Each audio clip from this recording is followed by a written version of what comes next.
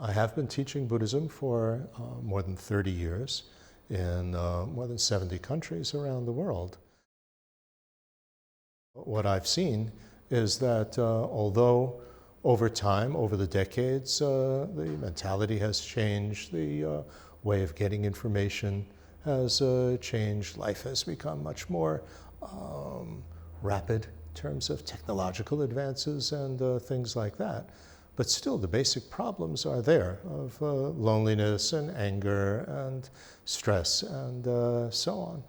Cultural differences have to do with things like, do people like to have more emphasis on devotional practices, or do they like to have more emphasis on more analytical, rational type of practices? Some people like to have, in certain places, things set out as a course, almost like something at university, and this gives them a certain type of discipline. Other places, people like to just have emotional type of experiences. It's hard to really generalize when you go around teaching, but what I've always tried to do in different places is ask the people themselves, what are they interested in? You find that some people are very interested in dealing with their own individual personal problems.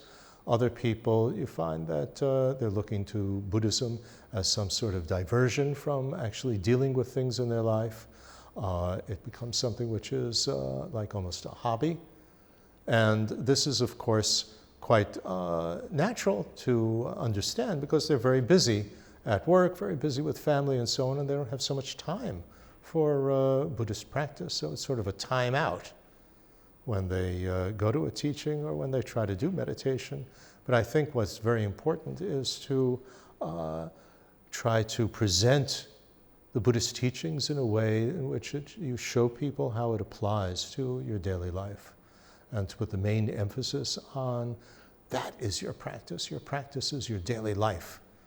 Putting things, your teachings on patience, your teachings on forgiveness, your teachings on being calm, calming down and so on, that they're to be applied.